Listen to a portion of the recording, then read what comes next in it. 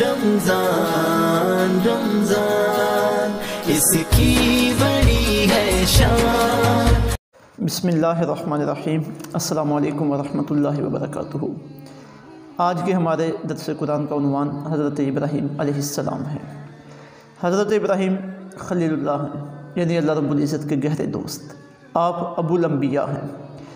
جس وقت آپ موجود تھے، پھر آپ کے بعد جتنے بھی انبیاء کرام علیہ السلام اس دنیا میں تشریف لائے، وہ آپ کی ہی نسل پاک میں سے تھے۔ ایک اندازے کے مطابق تقریباً 40,000 انبیاء کرام علیہ السلام آپ کی نسل سے آئے ہیں۔ اور آپ کو یہ بھی اعزاز حاصل ہے کہ آپ کی جو نبوت تھی وہ ایک علاقے کے لیے نہیں تھی، بلکہ عراق، فلسطین، مکہ مکرمہ، یہ علاقے آپ کی نبوت میں شامل تھے۔ اور پھر آپ کو یہ بھی اعزاز حاصل ہے کہ دنیا کی جو بڑی قومیں ہیں، مثلا یہودی ہیں، عیسائی ہیں، اور جس وقت آقا علیہ السلام دین کی تبلیغ فرما رہے تھے، اس وقت کے جو مشرکین جن کی مکہ مکرمہ پہ حکومت تھی اور جن کے مکہ مکرمہ کے معاملات جن کے ہاتھ میں تھے وہ، اور پھر اہل اسلام، یہ سارے کے سارے حضرت ابراہیم علیہ السلام کو اپنا پیشوا مانتے ہیں۔ یہی وجہ ہے کہ قرآن مجید میں ہمیں جہاں شرک کی تردید ملتی ہے، وہاں حضرت ابراہیم علیہ السلام کا ذکر آتا ہے تو دو باتیں بطور خاص وہاں موجود ہوتی ہیں۔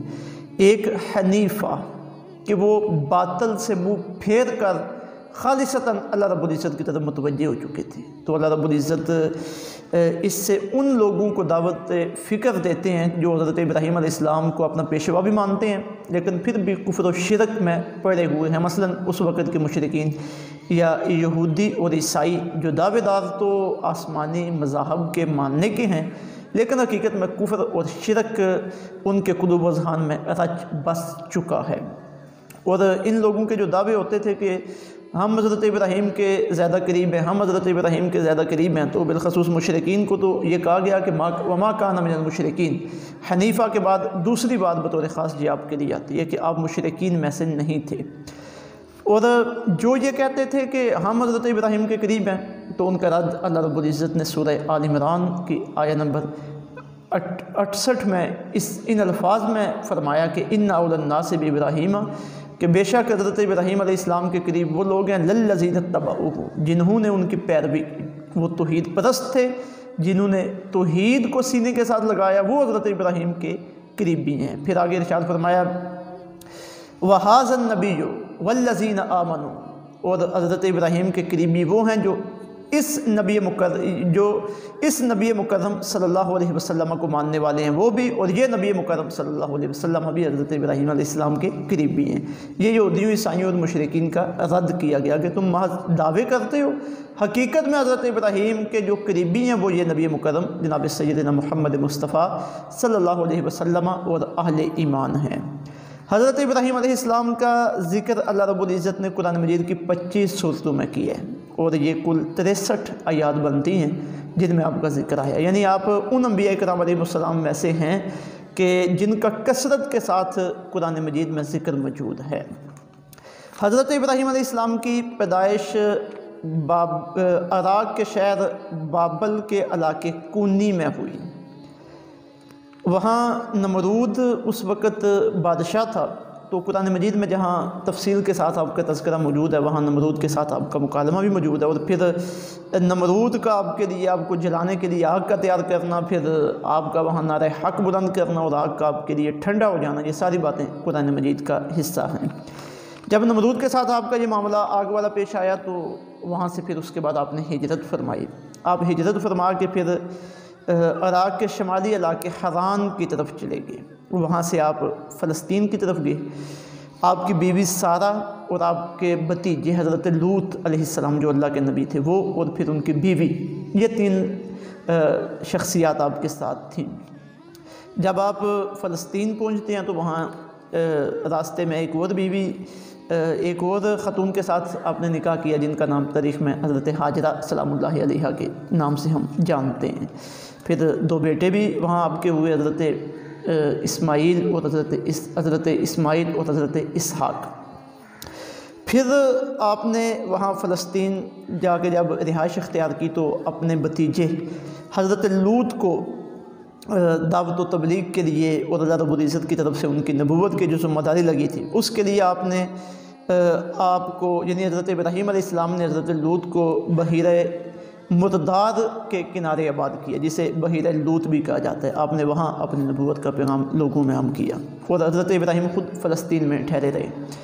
پھر اللہ رب العزت کا حکم آیا تو آپ نے اپنی بیوی حضرت ہاجرہ اور اپنے بیٹے حضرت اسماعیل ان دونوں کو آپ مکہ مکرمہ لے گئے، اور وہاں اس وقت جو بے آب و گیا بستی تھی، کوئی انسانیت کے وہاں رہنے کا نام و نشان بھی نہیں تھا، وہاں آپ نے انہیں آباد کیا۔ اور پھر اسی دوران حضرت اسماعیل کی قربانی کا حکم بھی آیا، تو جو قرآن مجید کا حصہ ہے، تو آپ قربانی کے لیے بھی تیار ہو گئے۔ اللہ رب العزت نے اسے بھی قبولیت عطا فرمائی، اور حضرت اسماعیل کی قربانی کی جگہ دمبا اللہ رب العزت نے بھیجا، اور آپ اپنے امتحان میں کامیاب ہوئے۔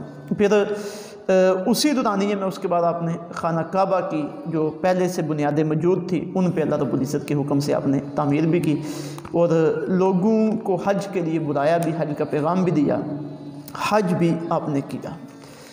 حضرت ابراہیم علیہ السلام کے جو والد ہیں ان کے بارے میں بھی بڑی بحث چلتی ہے کہ وہ آزر تھے یا کوئی اور تھے، یعنی تاریخ۔ تو قرآن مجید میں جو واضح الفاظ آئے ہیں وہ آزر کے آئے ہیں کہ وہ بت پرست تھا، لیکن حقیقت یہ ہے کہ آپ کے جو والد تھے وہ آزر نہیں تھے۔ اس کی بے شمار وجوہات ہیں، جن میں سے ایک وجہ یہ ہے کہ لازمی نہیں ہے کہ عربی زبان میں جب اب کا لفظ آئے تو اس سے مراد والد ہی ہو۔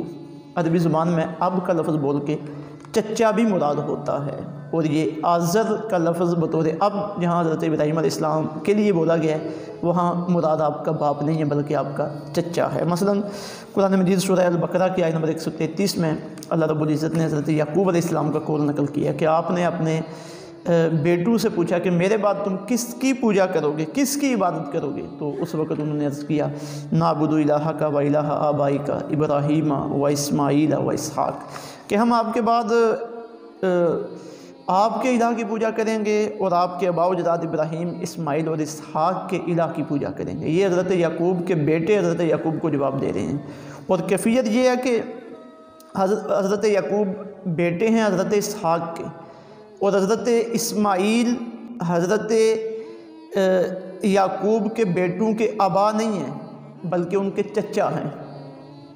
حضرت یعقوب کے باپ حضرت اسماعیل نہیں ہیں بلکہ ان کے باپ حضرت اسحاق ہیں۔ حضرت اسماعیل حضرت یعقوب کے چچا ہیں، لیکن بیٹوں نے حضرت اسماعیل کو بھی آبا میں ہی شامل کیا۔ تو قرآن مجید کی جو سورہ بقرہ کی آیت نمبر 133 ہے، اس سے بھی معلوم ہو رہا ہے کہ عرب اب کا لفظ بول کر اس سے چچا بھی مراد لیتے ہیں۔ تو جہاں آزر کا لفظ آیا ہے وہاں اس سے مراد حضرت ابراہیم کے باپ نہیں بلکہ آزر حضرت ابراہیم کا چچا موجود ہے جو بت پرست تھا اور بت بنانے والا تھا۔ اور پھر دوسری وجہ اس کی یہ بھی ہے کہ حضور رحمت دو عالم صلی اللہ علیہ وسلم کا جو نسب پاک ہے اس کے متعلق قرآن اور حدیث کی واضح گواہیوں سے یہ موجود ہے کہ وہ نسب ہمیشہ پاک رہا ہے۔ آقا علیہ الصلوۃ والسلام پاک پاکیزہ نسب والے تھے، اوپر تک پاکیزہ پشتیں اور پاکیزہ رحموں سے آپ منتقل ہوتے ہوئے حضرت آمینہ اور حضرت عبداللہ سلام اللہ علیہ ان تک آپ پہنچے ہیں۔ تو اس پہ قرآن کی دلیلیں اور حدیث طیبات کی دلیلیں بھی موجود ہیں۔ تو چونکہ حضرت ابراہیم علیہ السلام آقا علیہ الصلوۃ والسلام کے نسب میں موجود ہیں، آپ کے آباء و اجداد میں سے ہیں، تو اگر آزر کو حضرت ابراہیم کا باپ مانا جائے تو پھر اس نسب میں ایک مشرک آ جاتا ہے، تو یہ قرآن مجید اور حدیث طیبات کے خلاف ہے۔ تو جب اس کی تعویل کی گنجائش عربی لغت کے اعتبار سے بھی اور شرعی اعتبار سے بھی موجود ہے تو پھر ہم اس سے مراد آزر کو حضرت ابراہیم کا باپ نہیں بلکہ چچا دیتے ہیں۔ حضرت امام علوسی علیہ الرحمہ نے تفسیر روح المعانی میں یہ بات لکھی ہے، آپ فرماتے ہیں کہ اہل سنت کے کثیر اہل علم کا اسی بات پر اعتماد ہے کہ آزر حضرت ابراہیم کا باپ نہیں تھا، اور اہل سنت کے جمع غفیر کی دلیل یہ ہے کہ نبی پاک صلی اللہ علیہ وسلم کے آباء و اجداد میں کوئی بھی کافر نہیں تھا، اور نبی پاک صلی اللہ علیہ وسلم کا ارشاد گرامی ہے کہ میں ہمیشہ پاک پشتوں سے پاک رحموں کی طرف منتقل ہوتا رہا ہوں۔ تو یہ تین دلائل ہیں جن سے یہ واضح ہوتا ہے کہ آزر آپ کا باپ نہیں ہے، آپ کے باپ طارق تھے، آزر آپ کا چچا ہے۔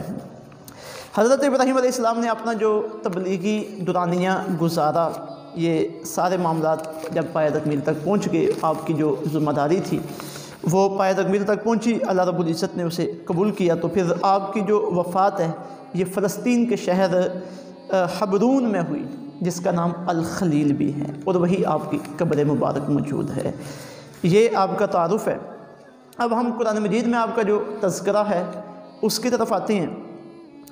قرآن مجید میں بے شمار مقامات پہ آپ کا ذکر موجود ہے، اور آپ کی سیرت، کردار کے مختلف پہلوؤں کو اللہ رب العزت نے امت مسلمہ کے لیے بطور نصیحت، بطور اسباق ذکر فرمایا ہے۔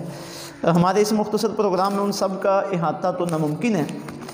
چند اہم مقامات جن سے آپ کی سیرت کی اہم جھلکیاں نکھر کے سامنے آتی ہیں وہ میں آپ احباب کی خدمت میں عرض کر رہا ہوں۔ سب سے پہلا قرآن مجید میں جو آپ کا تذکرہ آپ کی سیرت و کردار کے حوالے سے ہے، اس میں یہ بات سامنے آتی ہے کہ آپ نے اللہ رب العزت کی بارگاہ میں مکمل طور پر سر تسلیم خم کر لیا تھا۔ اللہ کا آرڈر ہوا نمرود کے ساتھ مکالمہ کرنا ہے، آپ نے مکالمہ کیا، حتیٰ کہ آگ میں جانا پڑا، آگ میں جانے کے لیے تیار ہو گئے۔ اللہ کا آرڈر ہوا ہجرت کرنی ہے، آپ نے ہجرت کی۔ اللہ کا آرڈر ہوا کہ آپ نے اپنے بیٹے اسماعیل اور اپنی بیوی ہاجرہ کو فلسطین میں مکہ مکرمہ میں آباد کرنا ہے، آپ نے وہاں انہیں آباد کر دیا۔ اللہ کا آرڈر ہوا بیٹے کی قربانی دینی ہے، قربانی کرنے کے لیے تیار ہو گئے۔ اللہ کا آرڈر ہوا کہ خانہ کعبے کی تعمیر کرنی ہے، خانہ کعبے کی تعمیر کے لیے تیار ہو گئے۔ جو بھی اللہ کا آرڈر ملا آپ نے اس آرڈر کے سامنے سر تسلیم خم کیا، اور اللہ رب العزت نے آپ کے اس اعزاز کو قرآن مجید سورہ بقرہ کی آیت نمبر 131 میں بیان کیا۔ فرمایا اذ قال لہ ربہ اسلم، یاد کرو اس وقت کو جب ابراہیم سے اس کے رب نے کہا کہ سر تسلیم خم کر، قال، تو ابراہیم نے عرض کی اسلمت لرب العالمین، میں سر تسلیم خم کرتا ہوں سب جہانوں کے پروردگار کے لیے، کہ میں سب کچھ اپنے رب کی بارگاہ میں پیش کرتا ہوں، میں رب کا ہی ہوں، سب سے ناطہ توڑ کر میں اپنے رب کی بارگاہ میں آ گیا ہوں، جو رب کا حکم ہے وہ میری مرضی ہے، جو رب کا حکم ہے وہ میری خواہش ہے۔ تو یہ بڑا اعزاز تھا حضرت ابراہیم علیہ السلام کا، اپنے آپ کو اپنے رب کی بارگاہ میں جھکا دینا۔ اسی طرح سورہ بقرہ شریف کی آیت نمبر 124 میں اللہ رب العزت نے آپ کا یہ اعزاز بیان کیا کہ اللہ رب العزت نے آپ کو آزمائشوں میں ڈالا، یعنی آگ میں جانا یہ بھی کوئی کم آزمائش نہیں تھی، ہجرت کرنا یہ بھی کم آزمائش نہیں تھی، اپنی بیوی اور اپنے بیٹے کو مکہ مکرمہ میں آباد کرنا یہ بھی بہت بڑی آزمائش تھی، پھر اپنے بیٹے کو قربان کرنے کے لیے تیار ہو جانا یہ بھی بہت بڑی آزمائش تھی، اور آپ ان سب آزمائشوں میں گزرتے چلے گئے۔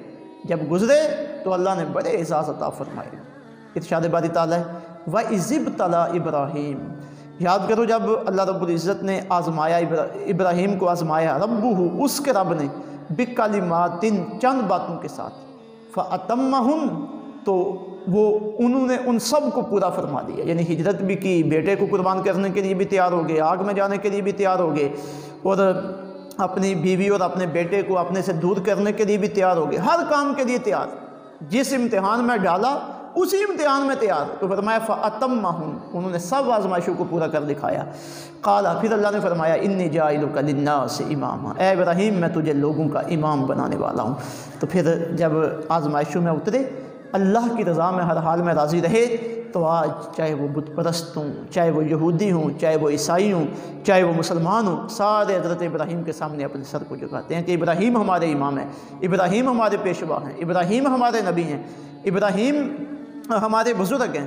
تو سب کی زبانوں پہ آج حضرت ابراہیم علیہ السلام کے لیے جو مقدس کلمات ہیں، پاکیزہ کلمات ہیں، خراج تحسین کے کلمات ہیں، وہ اسی وجہ سے ہیں کہ اللہ رب العزت نے جن آزمائشوں میں انہیں ڈالا وہ ان آزمائشوں میں پورا اترے۔ اور تیسرا بہت بڑا حوالہ حضرت ابراہیم کا جو ہمیں قرآن مجید میں ملتا ہے وہ یہ کہ جب اللہ رب العزت نے حضرت ابراہیم کو یہ حکم دیا کہ اپنے بیٹے اسماعیل کو قربان کرو، تو آپ قربان کرنے کے لیے تیار ہو گئے۔ اب بیٹے کو قربان کرنا، اور وہ بیٹا جو دعائیں مانگ مانگ کے آخری عمر میں ملا ہو، اور پھر اپنے ہاتھوں سے اپنی آنکھوں کے سامنے اسے ذبح کرنا، یہ کوئی چھوٹا کام نہیں ہے۔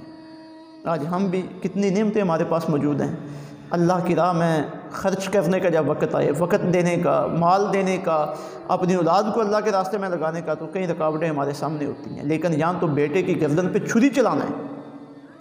تیار ہو گئے، اور کس شان کے ساتھ تیار ہوئے ہیں، اپنی بیوی کو بھی راضی کیا، مطمئن کیا، بیٹے کو بھی مطمئن کیا، چلے ہیں اور بیٹے کو لٹا لیا اور چھری اس کے گلے پہ چلانے لگے ہیں۔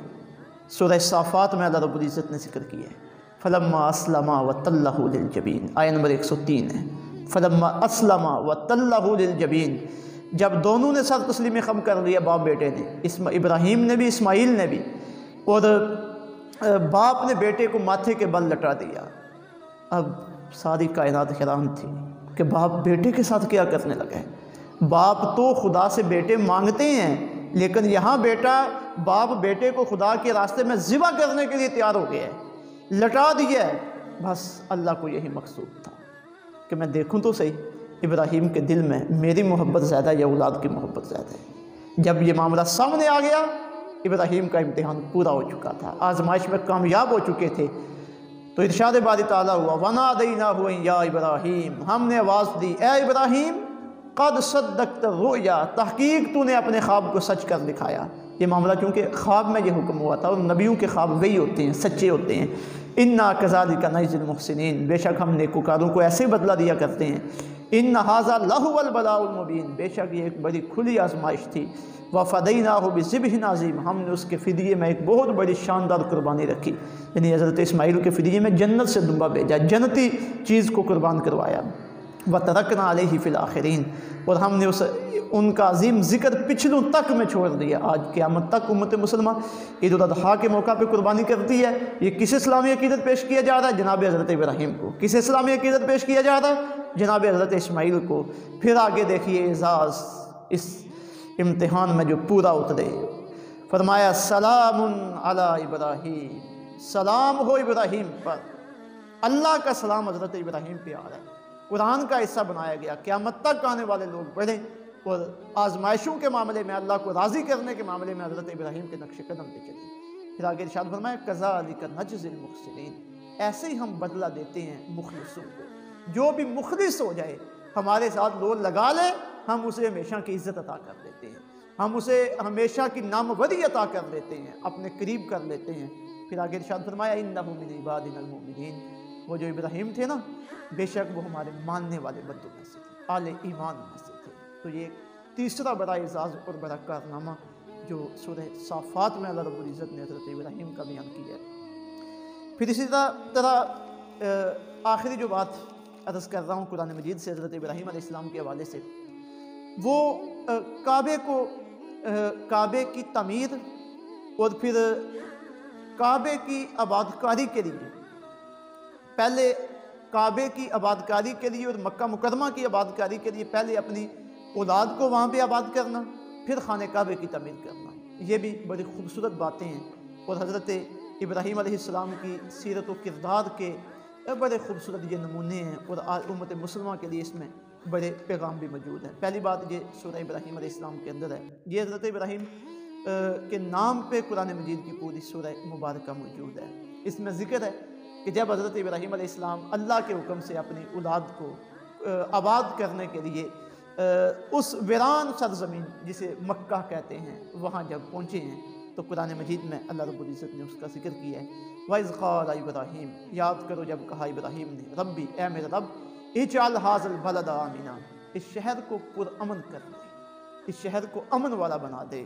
یہ اپنی اولاد کے لیے، اپنی آنے والی نسلوں کے لیے حضرت ابراہیم دعا مانگ رہے ہیں، اللہ میری آنے والی نسلوں کو پرامن رکھنا، سکون کے ساتھ رکھنا۔ یہ دعا حقیقت میں ہمارے لیے۔ پھر آگے سے دعا مانگتے ہیں وَجْنُبْنِی، اللہ بچا لے مجھے، وَبَنِیَّ، اور میری اولاد کو، میرے بچوں کو، أَن نَعْبُدَ الْأَصْنَامَ، کہ ہم بتوں کی پوجا کریں، یعنی میں بھی اور میرے بچے بھی تیری توحید پہ ثابت قدم رہیں، اسی پہ کاربند رہیں۔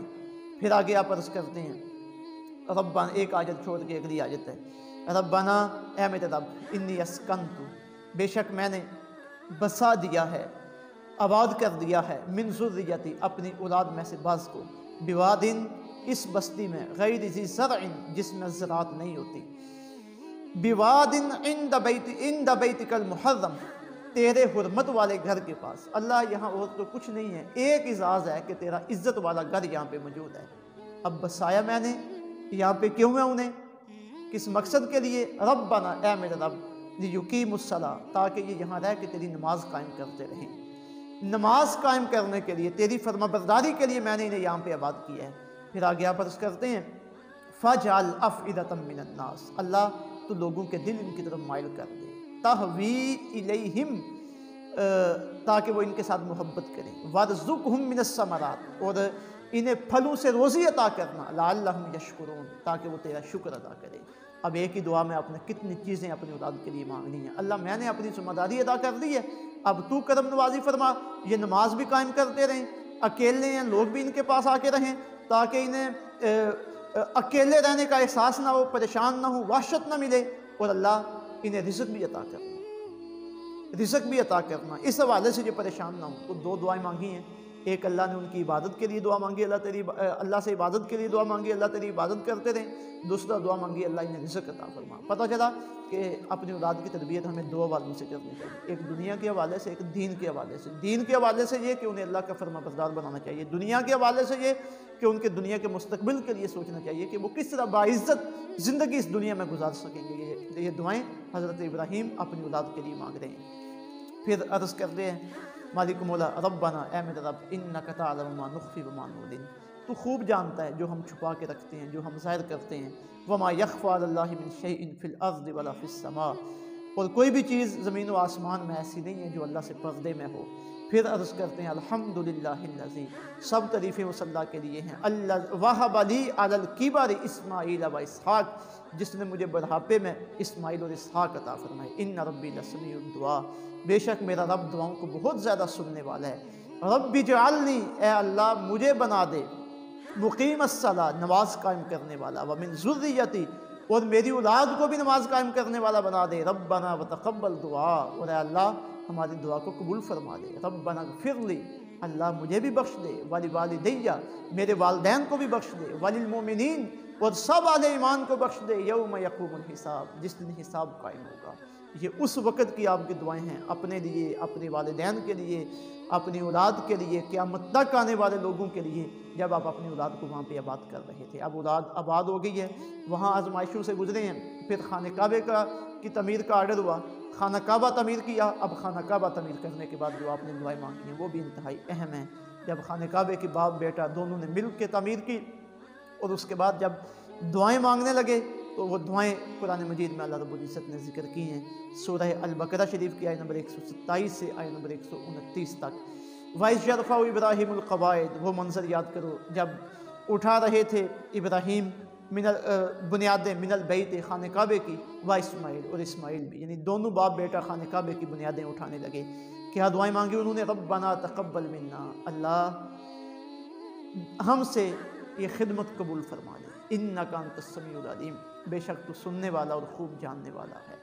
ربنا، اے ہمارے پروردگار، وجعلنا مسلمین، ہمیں ہمیشہ فرما بردار رکھنا، لاکا، اپنا۔ یہ حضرت ابراہیم دعا مانگ رہے ہیں، حضرت اسماعیل مانگ رہے ہیں کہ اللہ ہمیشہ ہمیں اپنا فرما بردار رکھنا۔ وہ تو اللہ کے نبی تھے، ان سے تو شائبہ بھی نہیں ہے کہ وہ کسی موقع پہ اللہ کی نافرمانی کریں گے۔ دعا ان کی اپنے لیے تھی، لیکن در حقیقت ان کی توجہ ہماری طرف تھی، اپنی اولاد کے لیے تھی۔ وَمِن ذُرِّيَّتِنَا، اور ہماری اولاد میں سے بھی، اُمَّةً مُسْلِمَةً لَكَ، ایک ایسی جماعت ہو جو تیری فرما بردار ہو۔ وَأَرِنَا مَنَاسِكَنَا، اور ہمیں حج کے طریقوں کا علم بخش دے۔ وَتُبْ عَلَيْنَا، اور ہمارے اوپر رحمت کی توجہ فرما۔ اِنَّكَ أَنْتَ التَّوَّابُ الرَّحِيمُ، بے شک تو ہی توبہ قبول فرمانے والا اور مہربان ہے۔ رَبَّنَا وَبَعِثْ فِيهِمْ، اور اے ہمارے رب انہی میں سے بھیج، رسولا منہم، انہی میں سے ایک رسول بھیج۔ یہ دعا مانگی انہوں نے حضور رحمت دو عالم صلی اللہ علیہ وسلم کی آمد کی۔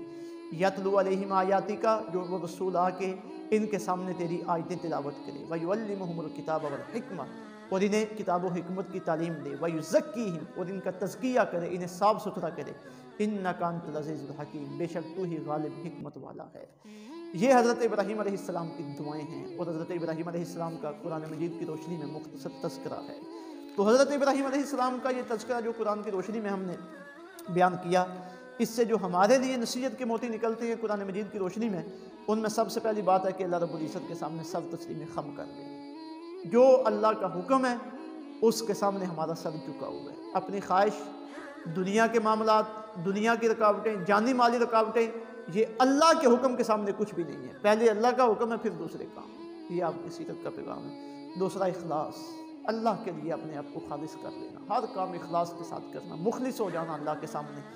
تیسرا اولاد کی تربیت۔ دیکھیں آپ نے جب دعائیں مانگی تھی اس وقت اپنی اولاد کو وہاں خانہ کعبہ میں آباد کرتے ہوئے کہ مالک مولا انہیں میں نے یہاں آباد کیا تاکہ تیری عبادت کریں، یعنی اولاد کے دین کی فکر، اولاد کو دین کے راستے پہ چلانے کی فکر، اس کے لیے محنت۔ اور دوسرا اولاد کی دنیا کی فکر، دنیا میں انہیں بہتر بنانا۔